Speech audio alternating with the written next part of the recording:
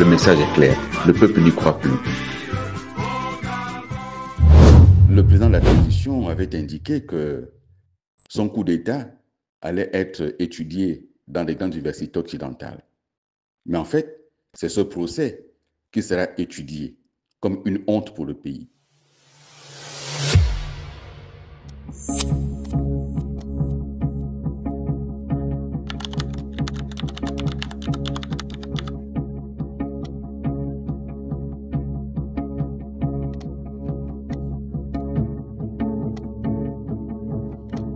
À propos d'occasion manquée, comment ne pas parler de ce procès ou de cette parodie de procès? Ce procès, lorsqu'il a été annoncé, certains Gabonais, à juste titre, se sont interrogés sur l'intérêt de tenir un procès au moment où les principaux accusés ont été autorisés à quitter le pays. M. Noureddine Bongo a diffusé sur les réseaux sociaux des vidéos qui ont permis aux Gabonais de se rendre compte de ce que de hauts magistrats sont allés au domicile de l'ancien président Ali Bongo en présence des prévenus que sont Mme Sylvia Bongo et M. Noureddine Bongo pour faire signer un document. Ce que les Gabonais ignoraient. Ce document qui a été signé au mois de mai, avant leur sortie du territoire, les Gabonais ignoraient jusqu'à son existence. Ils ignoraient qu'il y avait eu une transaction. Tout comme ils ignoraient que le dirigeant principal du pays avait reçu M. Noureddine à son bureau. Et là aussi, c'est par une vidéo que cela a été rendu public. Il y a un détail dans cette vidéo sur lequel j'aimerais m'arrêter un instant. Lorsqu'il est dit « nous sommes en famille »,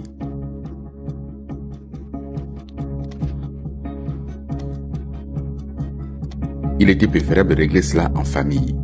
Qui est présent dans le bureau à ce moment-là?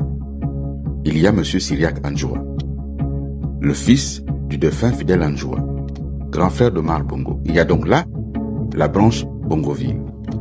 Et il y a aussi la branche Ngoni représentée par M. Oligui lui-même. Ils ont donc choisi de régler les problèmes de la République là en famille. À quoi sert donc ce procès? Et lorsque vous voyez que le procureur, dans son réquisitoire, nous dit qu'on n'est pas là pour juger les Bongo Ndimba, on est là pour juger les Bongo Valentin, en quoi est-ce que ce détail est conforme au code de procédure pénale, au code pénal? On juge les gens en vrac, on juge le nom des gens ou on juge les faits? Les faits, s'ils sont avérés, ont été commis par des citoyens, par des individus, peu importe le nom qu'ils portent.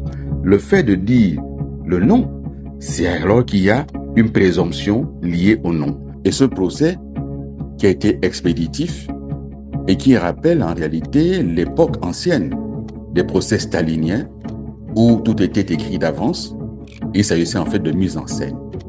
Et les mises en scène, elles ont été là.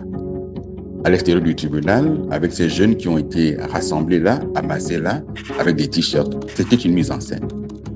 La mise en scène, c'est aussi quelqu'un qui nous dit que c'est un dossier de près de 3000 pages et qui est expédié en moins de 48 heures. Le réquisitoire du procureur s'est apparenté à un discours politique dans un meeting, avec des éléments qui n'avaient rien à voir avec le dossier. Lorsqu'il évoque les femmes brésiliennes qui sont arrivées, où est le rapport avec le détournement? Lorsqu'il évoque la cité de la démocratie qui aurait été détruite, où est le rapport avec ce qui est reproché aux deux prévenus principaux? Et donc, ce réquisitoire montre en réalité qu'il s'agissait d'un procès politique. Et de procès politique, on voit bien que ce qui est déterminé par la suite, quelques heures après le réquisitoire, c'est que le tribunal a décidé de condamner Mme Sylvia Bongo et M. Noureddine à des peines d'emprisonnement, à la réclusion criminelle, à 20 ans de réclusion criminelle. Mais, et la vérité dans tout ça? En faisant ce qui s'est fait, on a empêché que la vérité soit sûre. Ce procès était attendu par de nombreux Gabonais qui voulaient comprendre et connaître la vérité sur comment leur pays a été géré. Et là, par cette condamnation, ont fait en sorte qu'on n'aille pas plus loin pour se poser les bonnes questions. Le président de la transition avait indiqué que son coup d'État allait être étudié dans les grandes universités occidentales. Mais en fait, c'est ce procès qui sera étudié comme une honte pour le pays, comme quelque chose qui ne devrait pas se faire dans un État normal. C'était totalement à charge. Et à aucun moment, puisqu'ils ont décidé de le rendre public le procès, des preuves n'ont été apportées. On s'attendait à ce qu'on nous présente les documents qui avaient été falsifiés par Mme Sylvia Bongo. On n'a pas vu la présentation de ces documents-là. Pourquoi?